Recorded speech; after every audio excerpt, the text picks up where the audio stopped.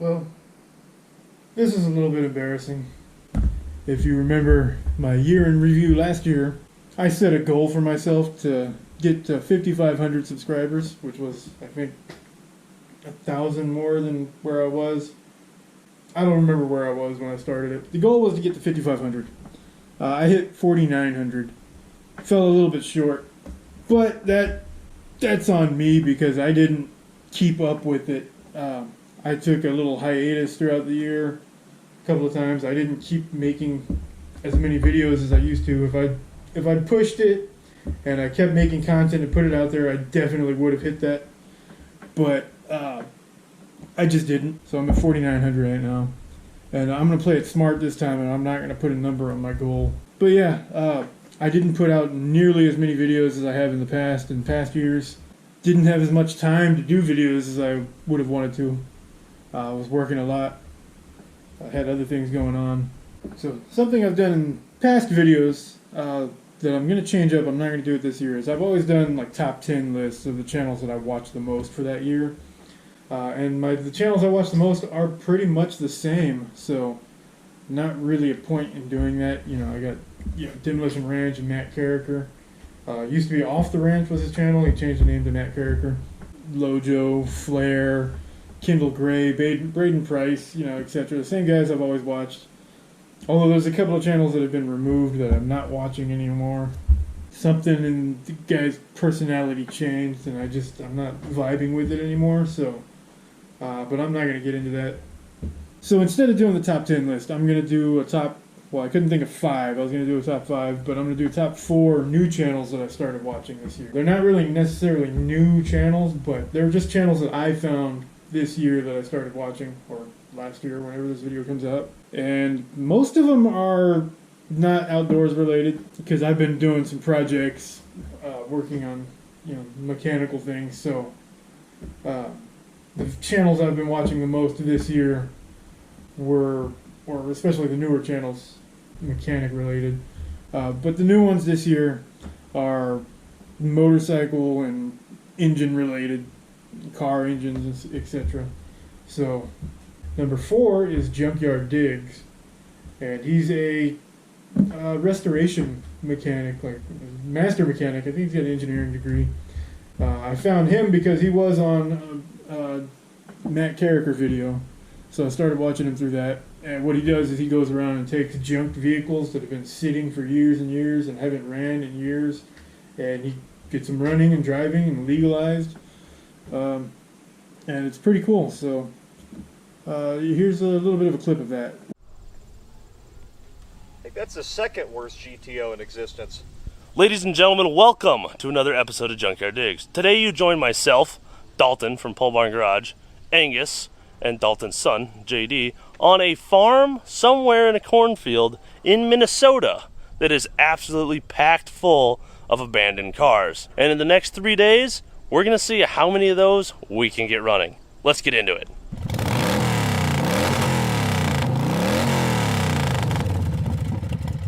And now, number 3 would be, I guess he kind of does the same thing, similar thing, but he does it with motorcycles, and he builds custom bobbers and choppers and cafe races, whatever you want. He builds them all custom, and that's his business.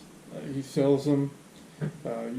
He's got a Facebook page where you can sell them, and that's Brickhouse Builds. I think it's art. It's my art. You guys may not like it, and that's okay. But at least I'm going to tell you how I make it and why.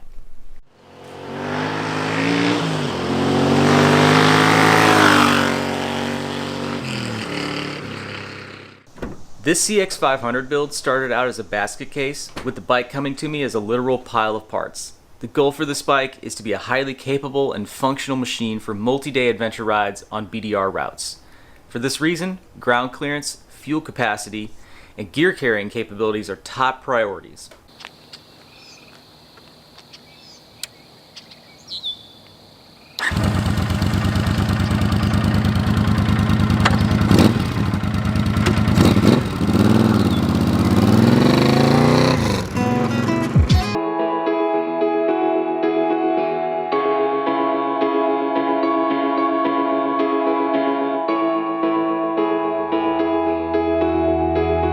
number 2 is actually an outdoors channel that I found. It's also probably the first woman that I'm featuring in any of my lists as somebody that I watch a lot. And that's Pluff Mud Princess. Now, most of what she does are shorts, because she started on YouTube, I think, and was doing the full-length, long-form videos, and wasn't really gaining that much traction. But then she went over to TikTok and started doing short videos like that, and then those carried over to YouTube as well. So I watch her on YouTube, even though she's much bigger on TikTok and Instagram and all that. She doesn't have that many subscribers on YouTube, but they're getting there. But she's really big on TikTok, and yeah, well, here's a clip of her. Y'all, people constantly ask me, they say, Pluff Mud Princess, you know, what does that mean? Baby, it's kind of hard to explain a lifestyle you don't understand. It means I'm going to do what is needed to get the resources I need to catch fish and enjoy my day, okay? Look at all these fiddler crabs up here. See all these fiddler crabs? That's what we're going after right there. We're running up on this bank here, sinking about halfway waist deep to catch all these fiddler crabs. You see all these things with their white claws out? Those are all fiddler crabs as far as your eye can see. Pluff Mud Princess isn't just a name that I give myself, y'all. It is this lifestyle that I live down here in the low country. Y'all come get loco with me any freaking time. I'd love to have y'all. The fiddler crabs would love to see you too. And then number 1 that I've watched the most this year is actually a new channel. It just started up, but it's also at the same time kind of not a new channel, because if you go back and watch my 2022 year in review video on my top 10 list, Bikes and Beards was one of the channels I watched, and they're bike mechanics, motorcycle mechanics. Well, the main guy ended up moving 1,000 miles away or so, so they split up. They're still friends, they still collaborate, but the other mechanic started his own channel. The other guy that left helped him create it, and that's the Bearded Mechanic. Oh, so we got an email from a viewer. That's right, a viewer, just like you. And he has a 99 Triumph Adventurer 900. It's sitting back here in the shed. We're gonna go see this thing for the first time. I have no idea what I'm getting into. Let's go find out. This is it.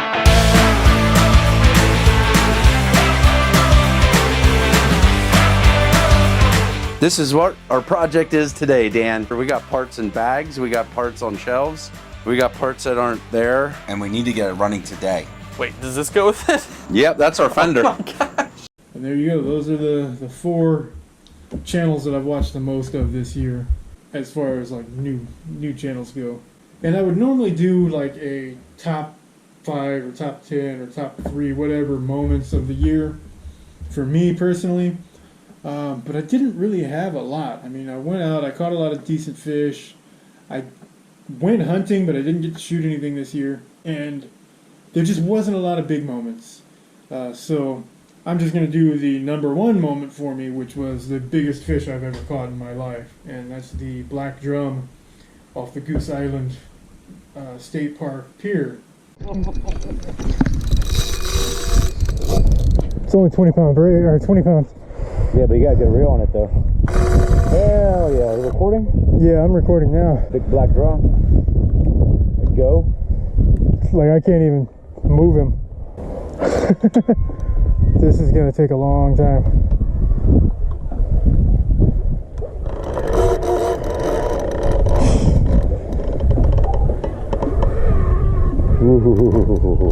I think he's finally. Yeah, just keep. I'm getting a little good. He's giving me a little bit. Yeah, just keep coming with him. Are there stairs on this side down there? I'm not sure. We'll find out. Dang, on a shrimp? Yeah. A dead shrimp of all things. I didn't even cast it all that far out either. At the edge of the light, like I was trying to catch a trout. Yeah, come on. I'm just taking my pet drum for a walk. Come on, get out of there. He's trying to go under the pier. Sit down. Better sit down quick. Yeah, I'll sit down and you try to grab him. Look, right in the corner of the mouth. Perfect. All right. Yeah. Oh. Good. Oh. Good. Fucking about time. Ooh. Oh.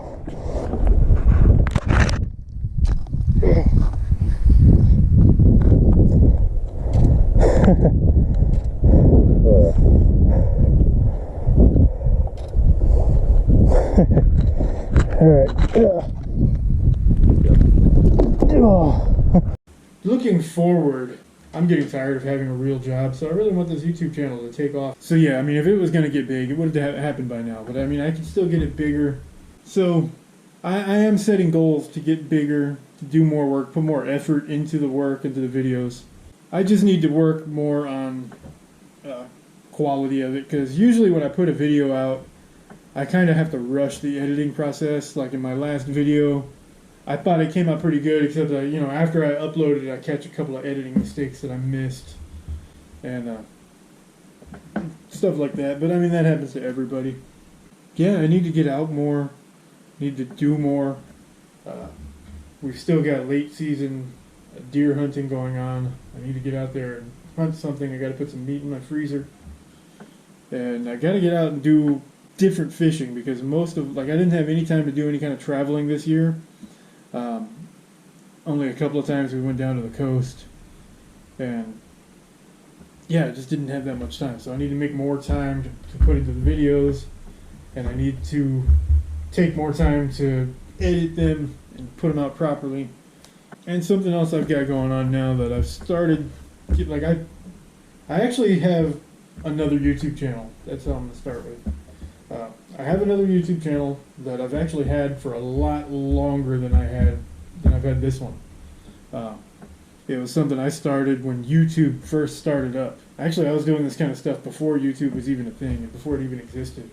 Everything I do on this channel is outdoors related or something along those lines. I try to keep it that way anyway.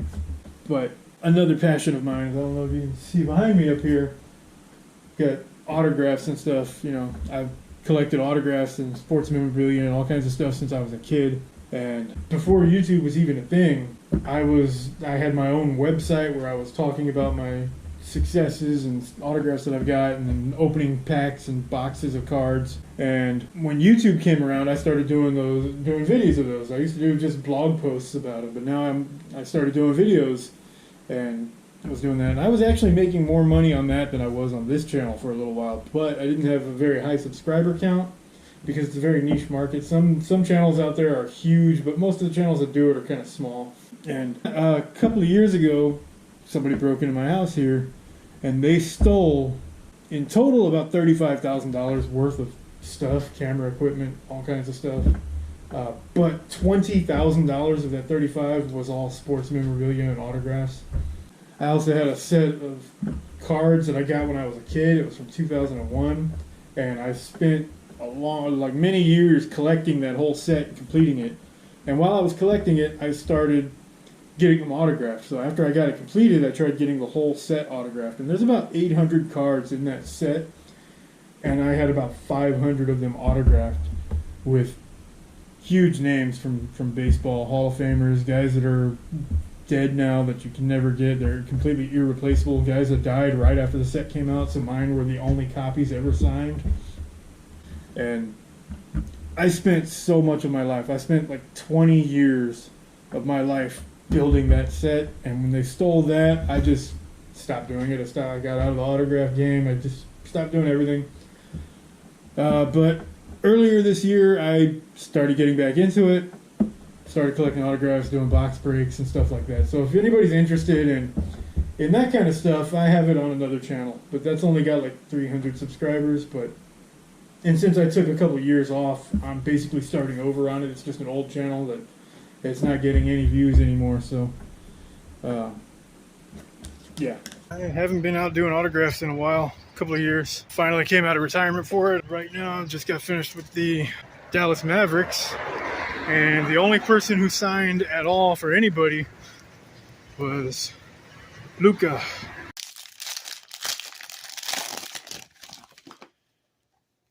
Ja Morant, Aaron Bradshaw, Kyrie. Oh, there we go. A refractor Wemby. That's awesome.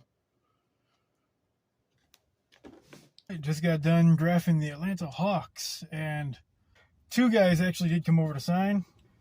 Got DeJounte Murray on this patch card number 24 out of 25, so it's probably a 1 of 1 now. And then Patty Mills came over.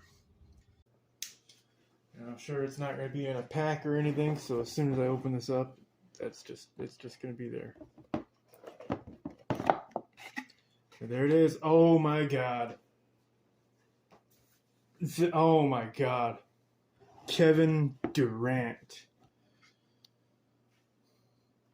1 of 1. I mean, it's Leaf. It's a 1 of 1, but just because it's a 1 of 1 doesn't mean it's particularly valuable. But that is probably a couple $100 right there just because it's Kevin Durant.